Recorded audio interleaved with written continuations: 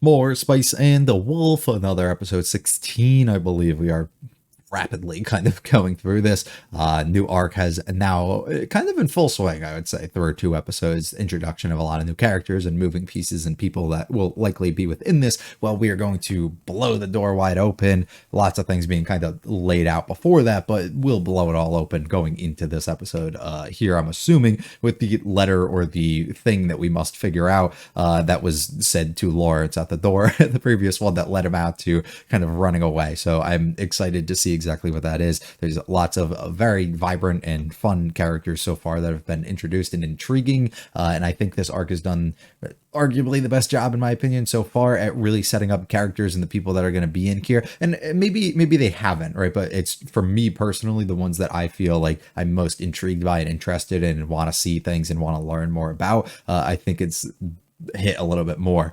So I'm really excited to see the direction that they choose to kind of bring this. So we'll see what happens. If you guys like it all, like and subscribe. That's my feel free to stick around for the discussion in the comments of this episode series.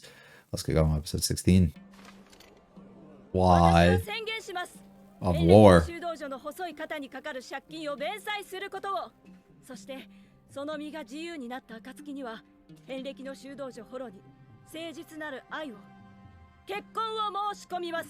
That's not what I thought we were going into, okay? 処遇についてお聞きしました。私は己の身分と財産により彼女に自由の羽を取り戻がどこの修道会にも属していないのは分かっています。ですので結婚は禁止されています。なるほど。Rose done his research. 女性が借金を負っている場合、後見人はその借金の主となっています。 That's a little weird, but I get it. Times and stuff. 受け取っていただけますね。 Can he just say no if he doesn't want to? Like, do we have to enter this? 締結するほど不注意ではありません。ごもっともです。 So I'm good, bro. トレニー銀貨1000枚。Oh. さんが負っている借金、間違いありませんね。トレニー銀貨1000枚を現金で、値切り、分割交渉には一切応じない。よろしいですね。結構です。 Okay, I'm confused, I think. So we're more of saying he's going to allow her to be set free and then thinking he can get what he wants, but that's not what's going to happen. I strongly believe that too.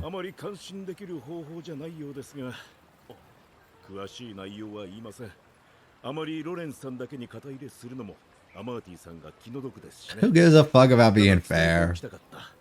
なぜです。 Because he's nice and we're friends. どんな理由であれ、共に旅をしてくれる相手がいるのは嬉しいことですからね。それを取られるのは行商人としてあまりにも。それで、主はその契約を受けたの。 Naturally. ああ。アマーティが契約を完遂したら、俺も契約を守る。I'll hand you over. もちろん。 お前は自由の身だ。好きにすればいい。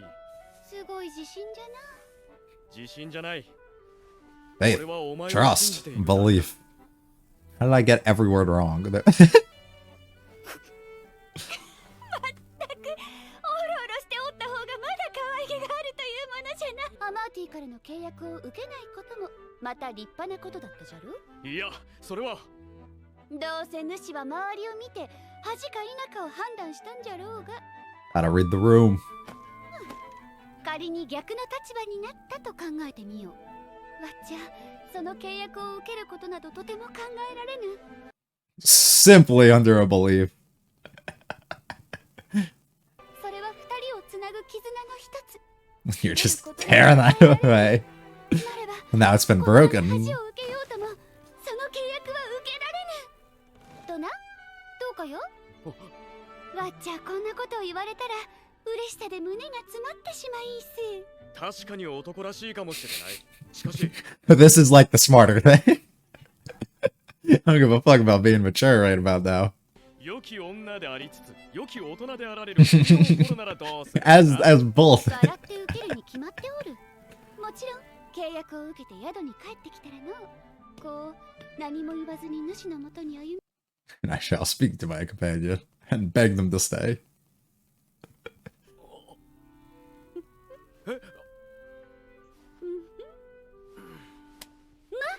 主はそれなりに良き商人じゃ。 You're good enough, dude, though. きっと水面下で裏工作をして万全を期すに違いない。祭りに連れて行けと Absolutely. Give me what I want or I'm leaving. 連れて歩いて大丈夫なのかいや That's right. 置いたら本当に俺が借金で縛り付けているんじゃないかと I willingly showcase that's not the case. 事の真相は真相も何もわっちゃ莫大な金の鎖で縛られている。 She loves playing this stuff up. 見えぬこの鎖はわっちが走って逃げることすらできぬほどに重い。もしも主様が外してくれるならわっちゃ喜んで麦の粉で白くなりんす。アマーティが参るわけだ。この分だと縛られているのはロレンス。調べてまいりました。おおご苦労。どうだった？はい。The lady from last night. トレニー銀貨で800枚ってとこだ。 Damn. Alright, he's almost there. いくらかは確 Not that I doubted him, but he's there. 件もあるだろうが、 Yeah. この町の鳥羽はこの契約がどうなるかの他にその先の賭けもあるらしい。 Yeah, that's the more intriguing thing. 契約がアマーティの勝ちになり、さらにその先の勝負がどうなるかだ。もしもわっちの借金が返済されたらどうするか聞いてみたいかや。いやいや、まさかまさか。しかしこうなると直接相手の行動を監視するしかないか。陰険じゃな。水面下の戦いと言ってほしい。どうせ向こうもこっちの行動を逐一誰かに監視させてるはずだ。 It would only be right. どうかな。むしろアマーティは俺ら町商人の横のつながりを引き I wouldn't even say that's dirty. I would just say it's strategic. で金持ちの家に生まれたが、兄貴たちの下で飼い殺されるのが嫌だからって家出している。 So he essentially sees a version of himself almost shackled up as in what could be hollow. 我が強いんだよ。なるほど。それに加えて若いからな。ああ。羊飼いの娘がおったりしての。 No shot. だとしても彼女はもう角笛は吹かないさ。今頃は服の仕立て職人だ。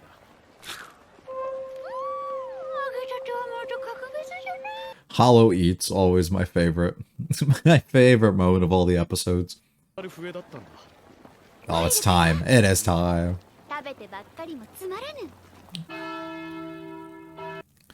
Let's have a celebration. I feel like things are just gonna go wrong here, though. 見えぬ。あ、ほら、こっちだ。 Well, look at the line. Holy fuck. From the top. Ah, smart, smart. We got a good view. Some of these are kind of creepy. I'm not gonna lie. It's a little creepy. I don't know if I'd say I'm amazed. It's a little creepy. A lot of creepy. See, like, those are sick. That's dope. I fuck heavy with that. The masks and everything, a little creepy. Oh, shit.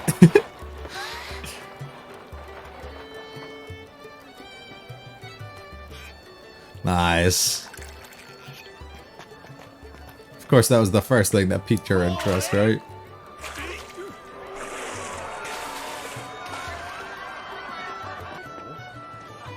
This could be us. We can dance. Go join. As a pairing as well. Come on.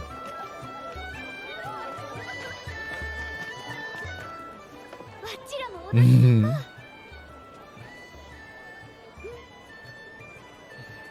よし。わっちの足を踏まぬようにと注意するだけでよい。努力する。 All danced out.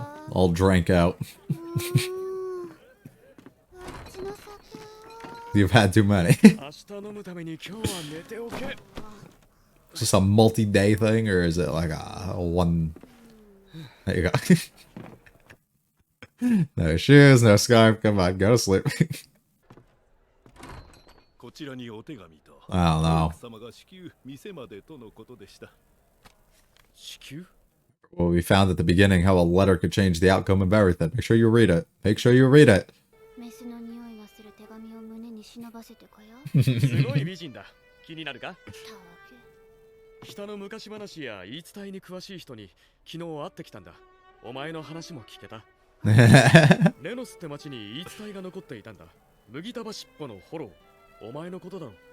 それはわからぬが。 I'm pretty ドイ sure. ツの情報もあった。お前がどの方角から来たかが残っていたんだ。思ったよりも楽に目的地につけるかもしれない。A little upset, almost happy, but still visibly upset about it because the journey will come to an end a lot shorter. 探せば見つかるだろう。 Still a decent amount of time, though, right? で、今からマルクのところに行ってくる。メスの匂いのする香りを胸に忍ばせて。わかった、置いてくよ。 Please read it. 賢者と言って Please read the damn 読みたければ letter. 勝手に手紙を開けてもいい。 Can you? 読めればの話だが。 Oh no. The letter's important. I know it's important. It has to be. およそ宝石とは呼べない代物だ。 The gold. Yeah. Or the, what is it? Pyrite? 大鉄鋼。 Pyrite. ほう、その話を耳にしていたのか。いや、俺もうまい商売にならないかと思っただけだ。占い師絡みだろ。らしいな。本人はすでに町を出た後だというが、 Oh. そうなの。今いくらすると思う？普通なら10イレードってところだろうが。そうだな。100。 270。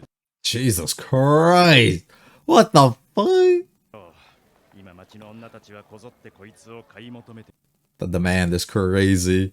ところが温かい商人や農夫の連中をたぶらかして、この奇跡の石をどれだけ買わせたかで周りと競っている節があ It's a る。 fort. Yeah, that's だが fucked マ up. イコに一つ出すたびに値段が上がっていくという塩梅だ。 Yeah. 仕入れに対して儲けが何割という次元じゃない。何倍何十倍だ。ちょっと首を突っ込んだ俺でさえ、すでに300イレード儲けている。 Jeez. あ、うまい話に気づかなかったなんて。 Slipped right by you because I'm having too much fun dancing with Hollow. No 大 ED. 目当ての商人たちが買いに走っている。値段はますますうなぎ登りだ。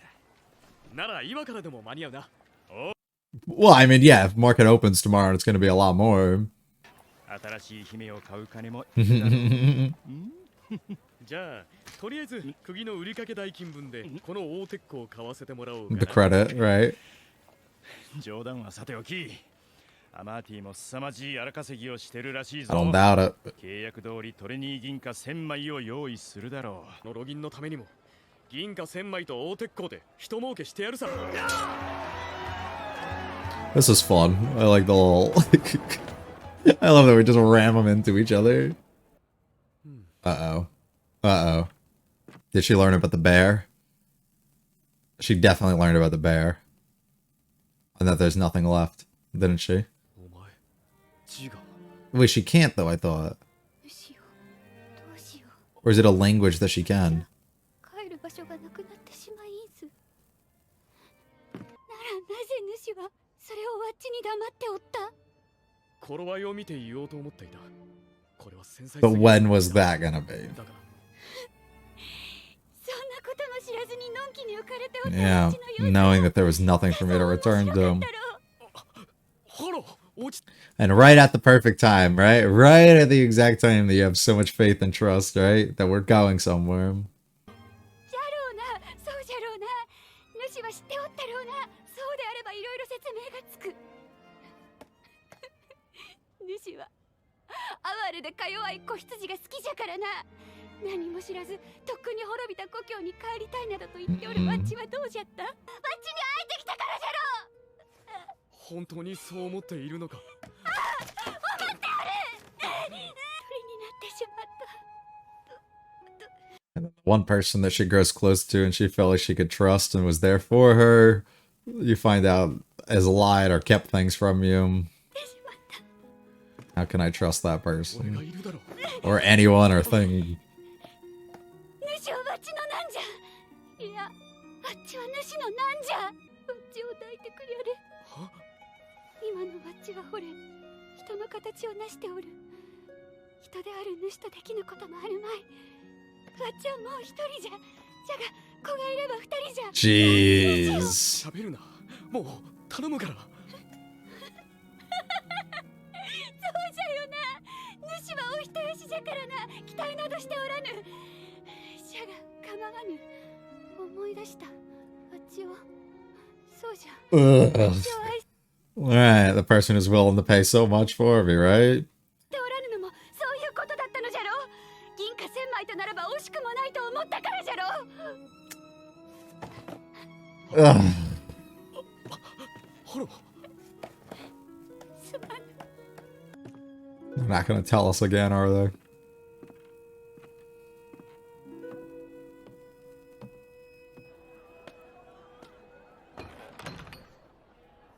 Oh, now you gotta do something, right? Now you gotta do something. So I guess that really explains about everything.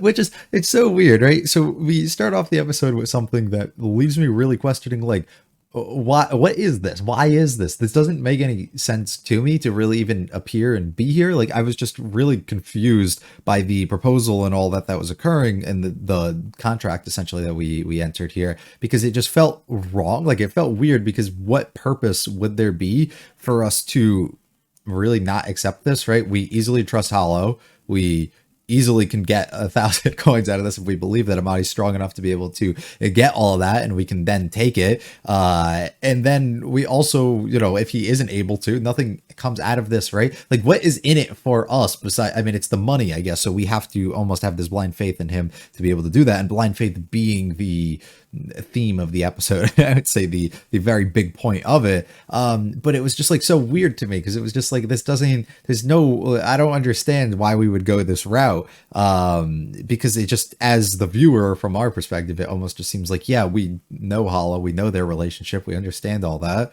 But what reason would she ever have to not go with Lawrence? Which, for whatever reason, I don't know what it is, the thing inside my brain was not ringing and telling me, you know, that's a flag, by the way, things are going to go bad. They just weren't. So when it came, I was kind of like, what the, like at the end, I just couldn't believe it.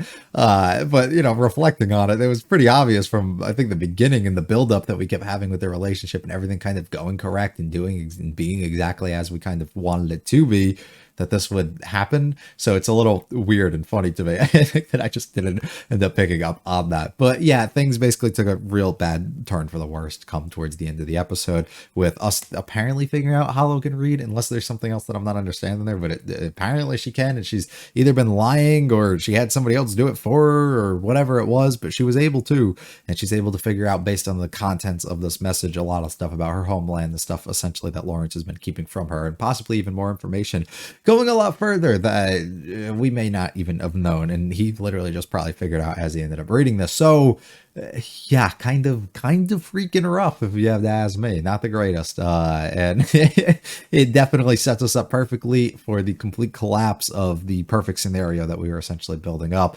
and gives us our reason for Hollow no longer trusting Lawrence, and no longer having that faith in him, and no longer going and siding with him, possibly until we end up seeing him take further action. It's a cool setup, it's a cool idea, all of that stuff in practice. I don't really have any complaints about that. The complaints more so come in with the weird, like, nature, I guess, of a lot of the characters, like what they choose to do and believe throughout the episode, because none of it, a lot of what we've built, or at least what I feel like we've built throughout the story so far, has been built on like proper foundations of things, whether it's we communicate things properly with each other, or whether it is we have smart things that aren't baseless, like assumptions and stuff that we essentially go off of. A lot of it feels pretty grounded for what we're doing, and has real substance kind of behind it for the reasons why the characters feel the way that they do, and actually think and, you know, act out and do whatever it is that they do. Whereas a lot of the stuff here, where we have every character kind of acting out this way, Amati being the first one, I guess, that we can talk about, where he doesn't really seem to have a strong reason, and maybe, and I can justify this, and I think I will justify this to myself, as something as simple as, so my understanding, based on the little conversation that we get of the way that he is kind of built himself up in his wealth and learned all this stuff over time, and how he kind of feels towards a lot of things, is he almost sees himself kind of in a situation before where he felt almost captured or imprisoned or something, and he was shackled by this burden that he kind of had of something else, and he broke himself free, and he no longer wants other people to kind of be in that position. So of course, somebody who he takes a strong liking to, like Hollow, and seems to really love, he would do whatever he can in his path to kind of free and clear that up so that's not the case. And he would assume, based on who he is as a person and how his life has kind of gone up to this point, that he would be able to do something like this, and they would see it as this heroic deed, and they would see it as this great thing, and they would be thankful and grateful for him and willing to comply and do anything that they kind of want, whatever offering that sort of thing would be. And that's essentially the reasons why he's going after what he's doing. But on the other hand, we can kind of just look at it from our own perspectives as well and look at it and be like, it doesn't make any sense. Why would you do that? You could free her and you could take her out of her debt if you feel bad, but then you add on this other stipulation of having the ability to kind of take her hand in marriage and proposal and do all these things under this baseless assumption that she would go with you. And you're just kind of blindly putting faith in this person that you literally have known for a day or so at a time here, and just kind of assuming that these things will work out properly for you, and if not, you end up wasting a bunch of money. Like, it just logically, a lot of that stuff kind of doesn't add up, and it seems a little weird that he would just assume that that were to be the situation. And then we could take Lawrence on the other hand here, who willingly takes on this deal because he really has nothing to lose except Hollow, but he doesn't consider that to be a loss because why would she not stay with me, right? Which is another thing where we are using just assumptions and putting our blind faith in these other people, assuming that they will do the things that we kind of expect them to, or act out the way that we expect them to, assuming that, you know, we are all rational beings and can kind of operate like that and have predictable activity and behavior, which realistically isn't actually always the case. I mean, that's a scientific thing. That's not technically the case. And we are very irrational beings. So it's interesting. I don't know that he would take a similar route to that. We go a weird route, I guess, too. And it's everything that I'm saying, I think, has justifications on both ends. And I'm thinking, and I'm making the assumption where I have heard from a few of you in comments and stuff about this being a divided arc almost, where some people really love it and some people don't. And maybe I'm wrong for what I'm about to say, but I would assume this type of stuff is almost what a lot of people maybe dislike so much. It could be the characters themselves, Amadi, and going out of the way and doing, you know, the type of stuff that he does. This is essentially like a real fucked up things. I mean, if you really look at it, it's like you're buying somebody out of this debt and this thing that they have, essentially like she's like a slave or something, you can even view it as, and then you're just assuming that they're going to obey and follow all your commands and the things that you kind of want, and putting that belief in them that that's almost the case. It's like really weird shit that he can be doing, and the fact that he takes such a liking and he willingly thinks that, you know, and believes all these stories and the things and stuff that he was told from Hollow. So like there could be stuff I think about the characters themselves and stuff that people don't like, but I take it more as like we later get a situation where Lawrence doesn't know how to tell Hollow, and he doesn't tell her throughout however long that he's had information about what possibly could have happened to her homeland, and doesn't actually inform her of any of these things. A character in a situation between the two where we've strongly tried to build up a lot of communication and things kind of between them, and even when they fall short at different moments, still a strong point between the two of them. This is a lacking situation, right? He struggles to actually openly communicate and openly tell her any of these things, and it just kind of leaves you wondering, like, you see, all of this could have been avoided. It almost seems like we conveniently didn't allow them to do so and withheld information and all this stuff so we could arise a situation like this at some point. But we can also, once again, play the other side of that and just simply say he didn't know how to break the news to her. He didn't really understand the best way to do it. I mean, I've been in situations like that before too, where there's times and places and things that you want to say, and sometimes you don't want to tell people or do things until you have all the knowledge or things are kind of in their place. How many times have you like created something or done something or started working on something and you haven't actually gone out of your way and publicly told anybody or told anybody you're close to or anything, because you want to make sure you have a product that you're kind of proud and you want to be able to expose and tell other people about, and if you're not, and it's not in a position that you can, whether that's something that you're creating or whether it's something that you're doing to maybe lose weight or put on muscle and work out and do things, right, like stuff like that, or whether it's a job and stuff, you don't want to inform people and tell them about these things until you have something that you can actually like confirm and be like, yeah, that's the case. So maybe it's him trying to investigate and figure out information and do all these things beforehand. So it's interesting, I think, the way that you want to take it. I truly don't have a problem with any of this, by the way. I feel like I probably should have let it off with that. I actually don't, and I enjoy the direction that we're kind of going.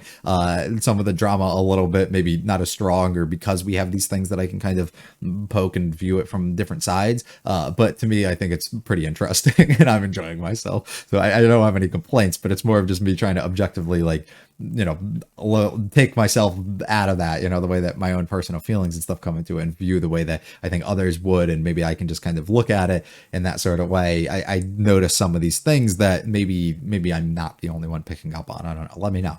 But yeah, it's like, it's just a little weird things, I think, almost that can come out of it in situations, especially between our two characters and what we're building up, to allow us to have like these sort of moments and create drama that maybe wouldn't have been necessary, because we simply could have just completely turned somebody away, Amadi that being, away from this, and then we simply could have just went on our days hollow and allowed things to be the way that they are, but also could have allowed ourselves to be in a position where Lawrence is clearly a merchant and somebody who wants to make profit and do all these things and sees opportunity in this. So of course he wants to do that, but still has plenty of things that he maybe should have exposed and told Hollow, even if he didn't know how to properly break it to her, even if he couldn't properly find the time and place, and communication being that strong foundation between the two of them not being really there is definitely something I think that feels a little weird. Like I said, entire opening sequence here, it's crazy to me because it's just like out of nowhere, like so unexpected, so like weird. But I mean, it tracks with what Amadi was being as a person. And I'm going to make that assumption that Lawrence just sees the benefits in this and reasons for why he should actually go out of his way and do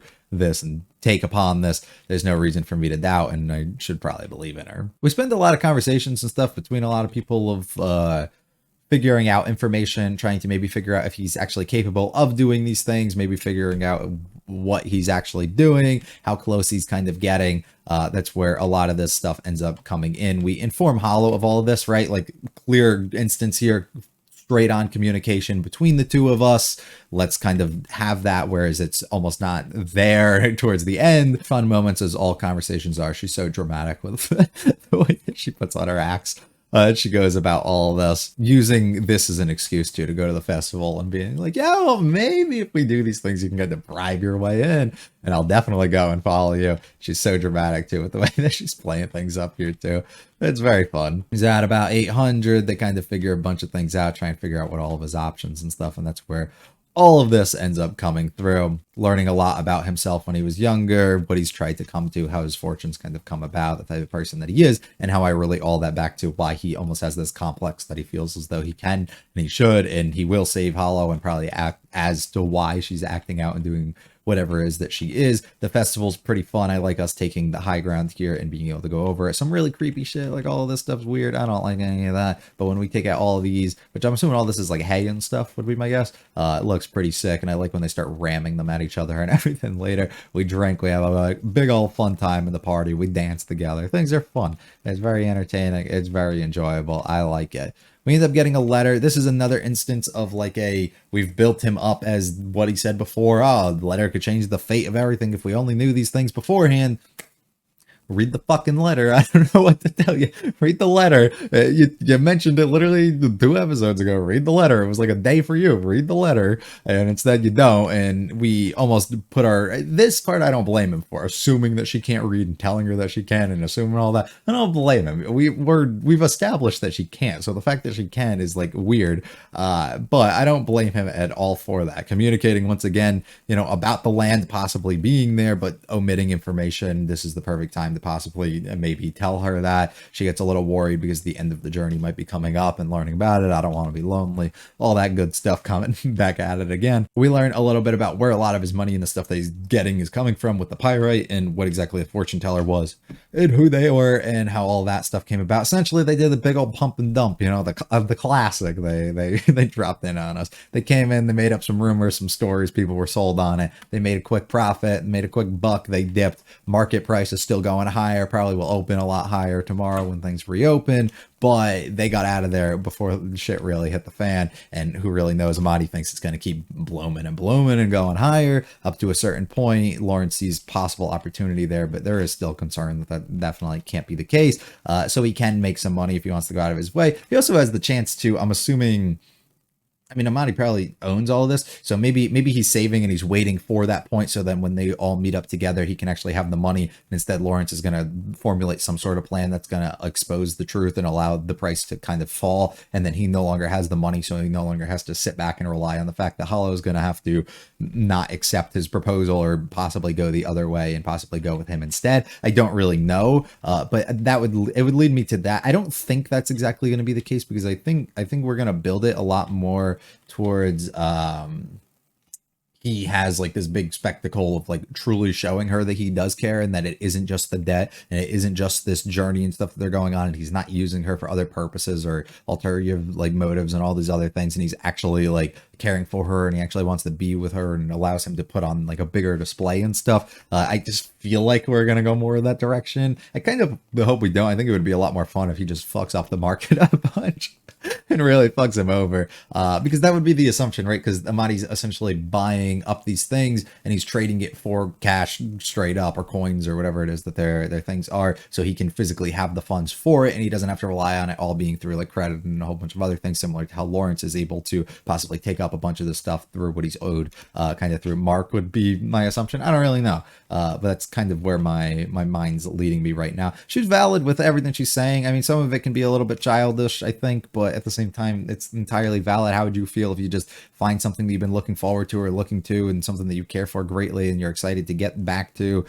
Say like you have a family or something, you're on a long adventure and you're trying to go back, and you end up finding that somebody's known that they're dead for however long, and you know that's not the case. It's like, what the fuck am I supposed to feel? You know, you tell me to go back, you got tired of me, you're trying to get out of here, you're trying to speed things up, you want to move on. And of course her mind just immediately races to all of these conclusions. She's completely destroyed and doesn't know what to think. She doesn't know what to trust and believe anymore. We can't fault her, right? Like I don't at all.